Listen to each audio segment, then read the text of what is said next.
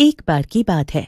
एक गांव में रजनी नाम की एक औरत अकेली रहती थी। रजनी अपना घर चलाने के लिए लोगों की मालिश किया करती थी और गांव भर की औरतों को उसकी मालिश बड़ी पसंद थी। एक दिन वो गांव में ही रहने वाली बूढ़ी सविता के घर पहुंचती है। अरे रजनी बेटा, आओ आओ, मैं तुम्हारा ही इंतजार कर रही थी। आज भी मेरी कमर में बड़ा दर्द है, जरा आकर मालिश तो कर देना। हाँ हाँ माँ जी, जरूर, आप लेट जाइए, मैं झटपट गरम तेल लगाकर आपकी मालिश कर देती हूँ, फिर आपका सारा दर्द उड़न-छू हो जाएगा। रजनी दिल की बहुत अच्छी थी और वो सभी बूढ़ी औरतों की मालिश बड़े मन से करती थी, जैसे वो सब उसकी अपनी माँ जैसी ही हों। जैसे जैसे रजनी सविता की मालिश करती है, उनका सारा कमर दर्द गायब होने लगता है। अरे रजनी, तेरे हाथों में तो जादू है, जादू। अरे मैं तो तुझे बड़ी दुआएं देती हूँ, तेरी वजह से मेरा सारा दर्द गायब सा हो जाता है। शुक्रिया माँ जी, अब मैं चलती हूँ, मुझे और घरों में भी मालिश करने के लिए जाना है। हाँ हाँ रजनी, मगर रुक तो सही, मैं अभी मोहन को बुलाकर तुझे मालिश के पैसे दिलवा देती हूँ। अरे नहीं नहीं माँ जी, इतनी जल्दी क्या है, अगली बार आऊंगी तब दे देना। अरे नहीं, रुक जा, बस अभी मोहन को बुलाती हूँ। इतना कहकर सविता मोहन को आवाज लगाती है। मोहन सविता का इकलौता बेटा था, जिसे गांव में हर कोई जानता था।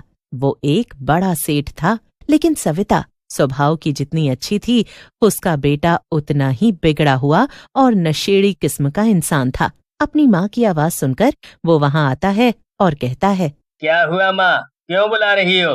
अरे मोहन बेटा, ये रजनी जा रही है, इसे बाहर तक छोड़ाओ और हाँ, इसके पैसे भी दे दो। ओह अच्छा, ठीक है माँ, आओ आओ रजनी, मैं तुम्हें तुम्हारे पैसे दे देता हूँ।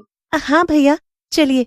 जैसे ही रजनी मोहन के साथ बाहर दरवाजे तक जाती है, मोहन उसका हाथ पकड़ लेता है। अरे रजनी, तुम मुझे भैया मत बोला करो। मैं तो तुम्हारे सैया जैसा हूँ। क्या? ये आप क्या कह रहे हैं?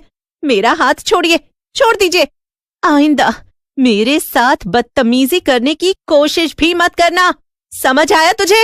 इतना कहकर रजनी वहां से भाग जाती है, लेकिन मोहन अब बहुत गुस्से में था। वो ये फैसला कर लेता है कि चाहे कुछ भी हो जाए, वो रजनी से अपने अपमान का बदला लेकर रहेगा। इसीलिए उसी दिन वो आधी रात को चोरी छिपे अपने घर से निकलता है और सीधा रजनी के घर के बाहर पहुंच जाता है। अब मैं ये अपने घर से लाया हुआ सोने का हार इस रजनी के घर में छिपा दूंगा और फिर इस पर ऐसा चोरी का इल्जाम लगाऊंगा कि ये दोबारा इस गांव में नजर नहीं आएगी। बड़ी आई थी मुझे धोखा देने वाली। रजनी गहरी नींद में सो रही थी।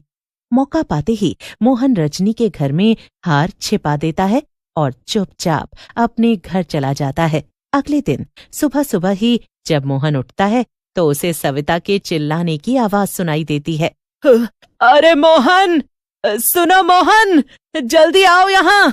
अरे मेरा सोने का हार कहीं मिल नहीं रहा, मुझे तो बड़ी बेचैनी हो रही है, कहीं चोरी तो नहीं हो गया? क्या चोरी? फिर तो ये जरूर उस रजनी का काम होगा, मुझे तो उस पर पहले से ही शक था।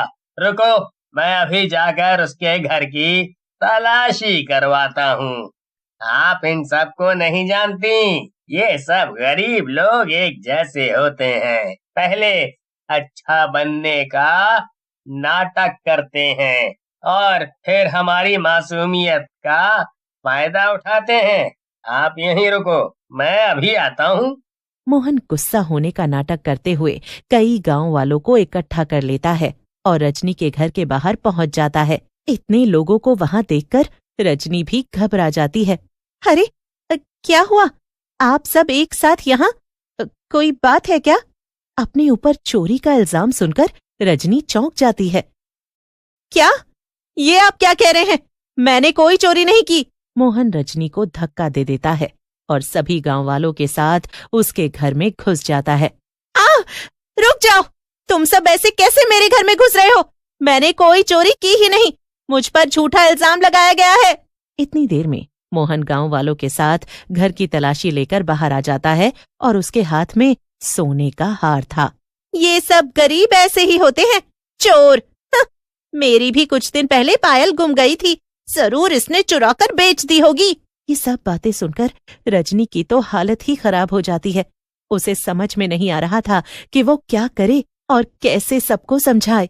सारे गांव वाले कुछ ही पल में उसके खिलाफ हो गए थे। नहीं नहीं, ऐसा मत करो, मुझे छोड़ दो। जब कोई भी रजनी की बात नहीं सुनता और सब उसे जबरदस्ती गांव से बाहर निकालने लगते हैं, तब रजनी को कोई भी रास्ता नहीं दिखता और वो सामने मौजूद एक कुएं में कूदकर अपनी जान दे देती है। ये देखकर सभी गांव वाले बहुत डर जाते हैं, लेकिन अब वो कर भी क्या सकते थे। सब वहां से चुपचाप अपने घर चले जाते हैं। लेकिन रजनी मरने के बाद एक चुड़ैल में बदल जाती है और उसके अंदर बहुत गुस्सा भरा था।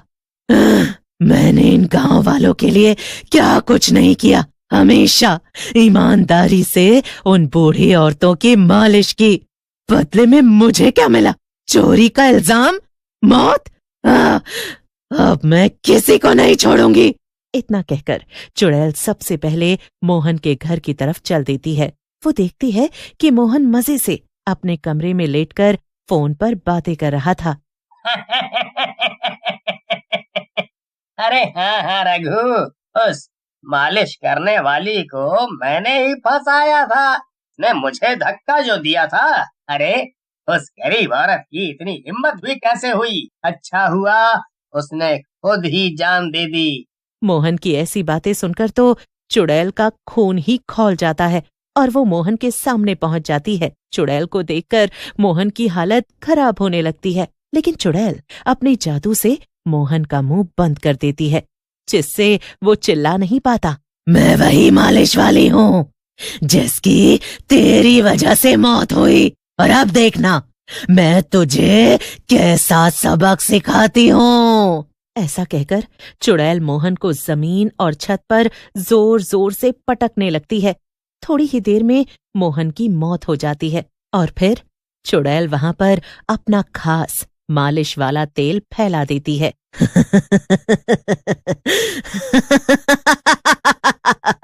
अब मेरे इस खास तेल की वजह से सुबह तक गांव वालों को ये पता चल जाएगा कि मैं वापस लौट आई हूँ।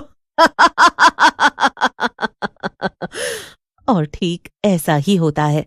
अगले दिन सुबह सुबह मोहन के घर पर गांव वालों की भीड़ इकट्ठा हो जाती है। सब ये देखकर डर जाते हैं।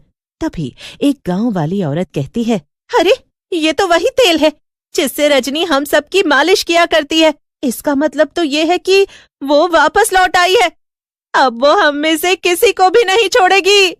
सभी गांव वाले इस बात पर हामी भरने लगते हैं, लेकिन तभी मोहन का दोस्त रघु सामने आ जाता है और कहता है, नहीं गांव वालों, चोरी रजनी ने नहीं की थी, बल्कि मोहन ने ही रजनी को फंसाने के लिए उसके घर में सोने का हार डाला था। इसी वजह से उस चुड़ैल ने सबसे पहले मोहन को मारा।